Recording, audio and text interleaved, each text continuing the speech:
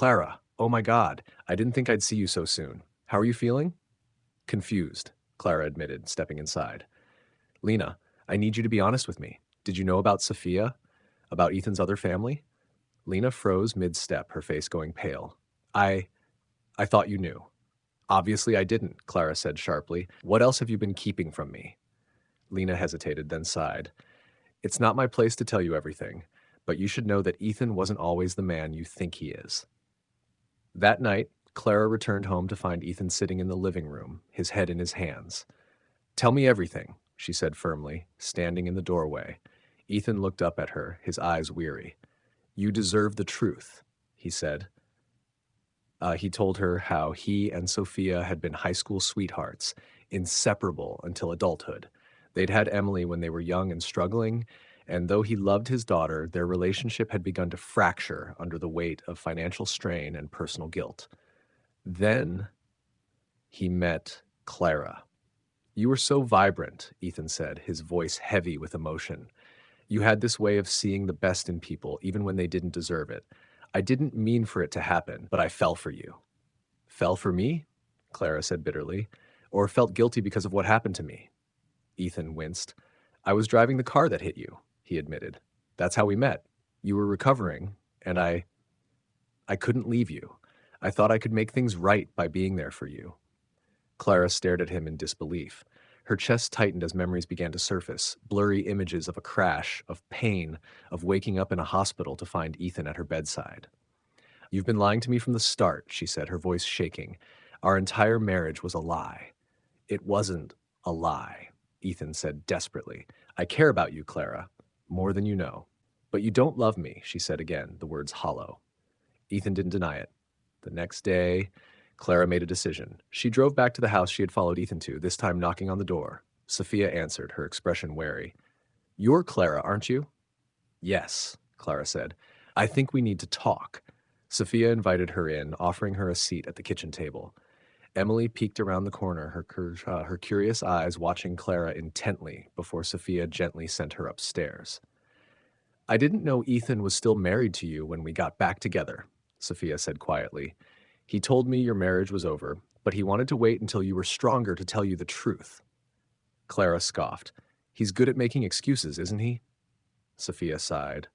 He's a complicated man, but one thing I know for sure is that he loves Emily more than anything. That's the only reason I put up with this arrangement. Clara felt a pang of sympathy for the other woman. They were both victims of Ethan's web of lies, forced into lives they hadn't chosen. Do you still love him? Clara asked, the question slipping out before she could stop herself. Sophia hesitated. I don't know, but I love the family we've built, for Emily's sake. That night, Clara sat alone in the house she now realized wasn't her home. She thought about Ethan, about Sophia, about the little girl who had no idea how broken her family was. And then she thought about herself, who she was before the accident, and who she wanted to be now. For the first time in weeks, Clara felt a glimmer of clarity. She couldn't change the past, but she could decide what came next. Chapter 5. The Return of a Familiar Stranger. Clara spent the next week in a haze of introspection. Ethan tried to act as though nothing had changed, but the weight of his betrayal hung heavy in the air. Every interaction felt forced, every word tinged with unspoken tension. But Clara couldn't focus solely on Ethan anymore. The fragments of her past, the woman's laugh, the smell of rain, the echo of another life, continued to invade her thoughts. One evening, Clara sat on the porch, lost in the fading sunset. A car pulled into the driveway and Ethan stepped out, looking weary. I thought I'd pick up dinner, he said, holding up a takeout bag. Clara didn't answer. Her eyes were fixed on the street, where a man stood watching her from a distance. He was tall, with dark hair and sharp features that struck something deep within her. The sight of him sent a jolt through her chest, as if a missing piece of her had just clicked into place. Clara, Ethan said, his voice breaking through her trance, but she didn't respond. She was already walking toward the man.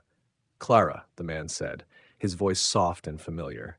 His eyes searched hers, filled with a mix of hope and sorrow. Do I know you? She asked hesitantly. The man smiled faintly. I hoped you would. It's me, Alex. The name hit her like a thunderclap. Alex. The sound of it sent memories flooding back. Late night talks under the stars, shared laughter, the comfort of his embrace. You. Her voice wavered as she tried to make sense of it. We knew each other? Alex nodded. We were together, Clara, for years. Until? He paused, pain flashing in his eyes. Until what? Until the accident, he said. I tried to stay, but your family, they didn't want me around. They thought it would be too much for you to handle while you recovered, so I left. Clara stared at him, her mind spinning. Why are you here now?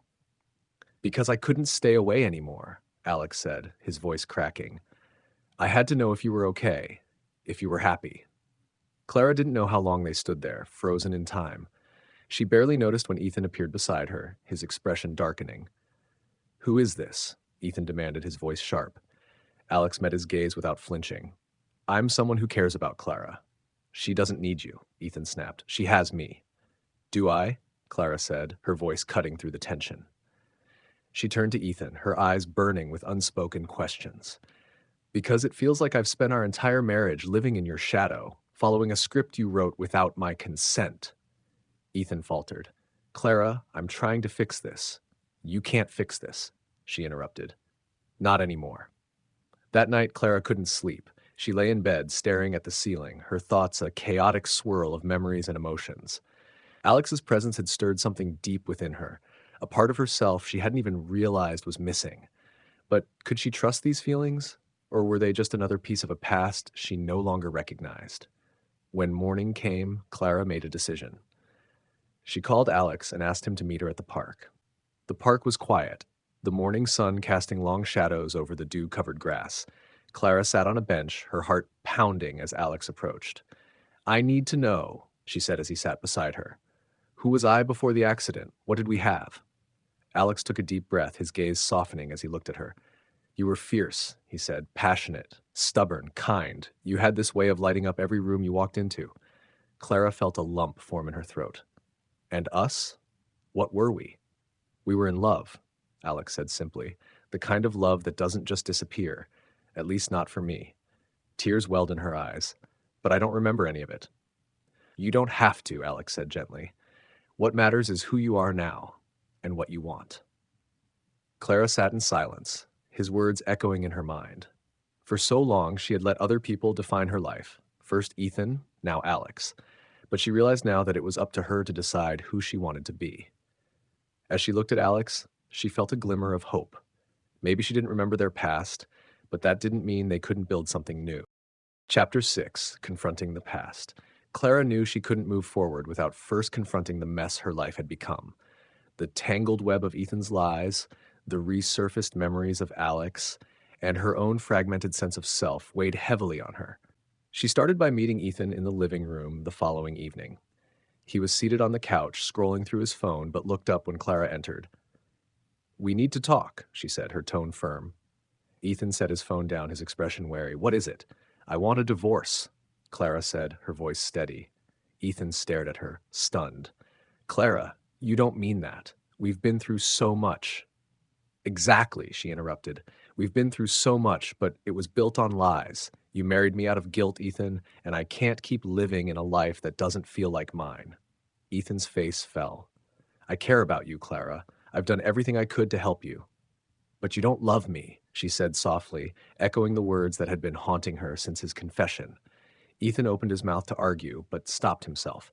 Instead, he looked away, his shoulders slumping. You're right, he admitted finally. I thought I could make it work for both of us, but I've been selfish. Clara nodded, her chest tightening. I'll always be grateful for the time we had, Ethan, but it's time for both of us to move on. The next day, Clara called Alex and asked him to meet her at the cafe where they used to spend their afternoons together. She didn't remember the place, but Alex's face lit up when she suggested it. The cafe was cozy, with warm wooden tables and the smell of freshly brewed coffee. Clara arrived early, sipping on a cup of tea as she waited. When Alex walked in, he smiled at her like no time had passed. You came, he said, sitting across from her. I did, she replied. I need to ask you something, Alex. Do you think we can start over? Not from where we left off, but from where we are now? Alex's expression softened. I've been waiting for you to ask that, he said. I don't care how much time has passed or how different things are. I just want to be with you.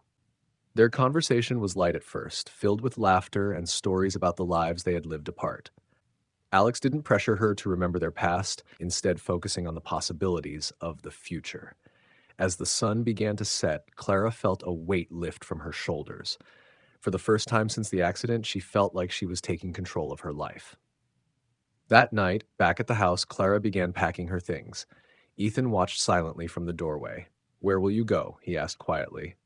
"I'm not sure yet," Clara admitted, "but I need to figure that out on my own." Ethan nodded, his eyes filled with regret. The sight. "I hope you find what you're looking for, Clara. You deserve to be happy." "So do you," she replied, offering him a faint smile. The next morning, Clara loaded her suitcase into her car and took one last look at the house she had called home. It felt like a chapter of her life was closing, but for the first time, she wasn't afraid. She drove to meet Alex, her heart filled with equal parts excitement and uncertainty. As she stepped out of the car, Alex was there, waiting for her with an open smile. "Ready?" he asked, holding out his hand. Clara took it, a small smile spreading across her face. "I think I am." Together, they walked into the future, one that Clara was finally writing for herself. Chapter 7: A New Beginning. Clara stepped into her new apartment, a modest but cozy space that felt like a blank slate. The walls were bare, the furniture sparse, but it was hers. For the first time since the accident, she felt like she could breathe. Alex stood in the doorway, holding a box of her belongings. "Where do you want this?" he asked, his smile warm. "Anywhere," Clara said with a laugh. "I haven't figured out where anything goes yet." As Alex set the box down, Clara took a moment to appreciate the simplicity of the scene. No secrets, no lies, just the quiet comfort of someone who had shown up for her when she needed it most. Over the next few weeks, Clara threw herself into building her new life. She found a part-time job at a local bookstore, where the steady hum of activity and the smell of old pages brought her a sense of peace. Her evenings were spent unpacking, decorating, and reconnecting with herself. She hung photos on the walls, some from her old life, others newly taken with Alex. Each item she placed felt like a small step toward reclaiming her identity. One afternoon, as Clara was arranging books on a shelf, Lena walked into the store. "I heard you were working here," Lena said with a grin. "Figured I'd stop by and see how you're doing." Clara smiled back, genuinely happy to see her friend. "I'm good," she said, and for the first time, she meant it. Lena tilted her head, studying Clara. "You look different, happier." "I think I am," Clara admitted. "It's not perfect, but I feel like I'm finally figuring out who I am." Lena nodded, her expression softening. "I'm glad. You deserve that." That evening, Clara and Alex went for a walk in the park, the same one where they had reunited weeks earlier. The crisp autumn air carried the scent of fallen leaves, and the golden sunset painted the sky in vibrant hues. "How's the bookstore?" Alex asked, his hand brushing against hers as they strolled. "I love it," Clara said. "It's quiet, but in a good way. Gives me time to think." "Thinking can be dangerous," Alex teased. Clara laughed, nudging him playfully. "Not this time. I've been thinking about us, actually." Alex stopped walking and turned to face her, his expression suddenly serious. "And?" Clara took a deep breath. "And I think I'm ready to move forward, with you." A slow smile spread across Alex's face. "You sure about that?" "I'm a handful, you know."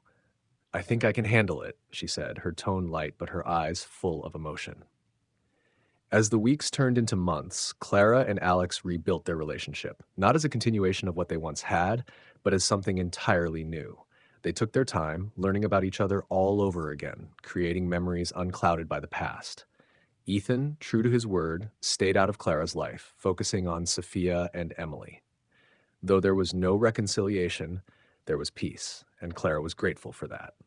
On a crisp spring morning, Clara stood on the balcony of her apartment, looking out over the city. The air was fresh, the sunlight warm on her skin. She felt a sense of clarity and purpose she hadn't known in years. She had lost so much, her memories, her sense of self, her illusions about the life she thought she was living. But in their place, she had found something greater, the strength to start over and the courage to embrace the unknown. As Alex joined her on the balcony, wrapping an arm around her shoulders, Clara smiled. This was her new beginning, and this time, the story was hers to write. Thank you for listening to the story. If you enjoyed it, don't forget to like, subscribe, and hit the notification bell so you won't miss the next chapter. Your support means a lot.